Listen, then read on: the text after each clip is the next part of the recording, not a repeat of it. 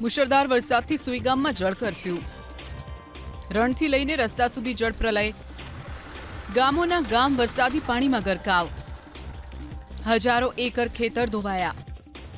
16 ઇંચથી વધુ વરસેલા વરસાદથી બનાસકાંઠા જિલ્લાના બોર્ડર વિસ્તારમાં તારાજી। સુઈ ગામ સહિત આસપાસના ગામોમાં જળબંબાકારથી જનજીવન અસ્તવ્યસ્ત થઈ ગયું છે। ગામની બજારોમાં કમર સુધી પાણી ફરી વળ્યા છે। સુઈ ગામથી નડાબેટ જવાનો આખો રસ્તો પાણીમાં ગરકાવ થઈ ગયો છે। ખેતરો પણ બેટમાં ફેરવાતા ખેડૂતોના હાલ બેહાલ થયા છે। અનેક ગામડાઓ જળમગ્ન બનતા એસડીઆરએફ અને એનડીઆરએફની ટીમો પણ જેસીબીમાં સવાર થઈને રેસ્ક્યુ ઓપરેશન કરી રહી છે। વરસાદ રોકાયા બાદ પણ વરસાદી પાણીએ સુઈ ગામને બાનમાં લીધું છે। ન્યાય સંકુલ, મામલતદાર ઓફિસ સહિતના મોટાભાગના વિસ્તારો વરસાદી પાણીમાં ગરકાવ થયેલા જોવા મળ્યા। સુઈ ગામના પ્રવેશ દ્વાર પાસે જ જબરજસ્ત પાણીનો ભરાવો છે। પાણીની આવકથી પ્રવેશ દ્વાર પાસેનો રસ્તો પણ ધોવાઈ ગયો। ગામની આસપાસ આવેલા નાના મકાનો અને દુકાનો પણ પાણીમાં ડૂબી ગયા છે। સુઈ ગામ જવાના 15 કિલોમીટર પહેલાથી જ રસ્તા પર જાણે દરિયો વહેતો હોય તેવા દ્રશ્યો એબીપી અસ્મિતાના કેમેરામાં કેદ થયા। ન માત્ર સુઈ ગામ, આસપાસના ગ્રામ્ય વિસ્તારોમાં પણ વરસાદી પાણીથી સંપર્ક વિહોણા બન્યા છે। ટીવી સ્ક્રીન પરના આ દ્રશ્યો ભરાડવા ગામના છે।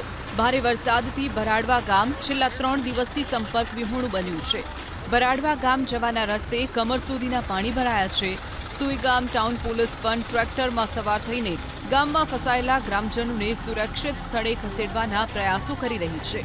જોકે પાણીના તેજ પ્રવાહને લીધે પોલીસકર્મીઓ પણ ભરાડવા પહોંચવામાં મુશ્કેલી અનુભવી રહ્યા છે। સુઈ ગામ પાસે આવેલ ઉચ્ચાસણ ગામ આખું વરસાદી પાણીમાં ગરકાવ છે। ઉચ્ચાસણ ગામના પ્લોટ વિસ્તારમાં આવેલા 50થી પણ વધુ મકાનો પાણીમાં ગરકાવ થતા છેલ્લા 36 કલાકથી ગ્રામજનો ઘરમાં જ કેદ થવા મજબૂર બન્યા। વરસાદી પાણીથી ગ્રામજનોની ઘરવખરીનો સામાન પણ પલળી ગયો।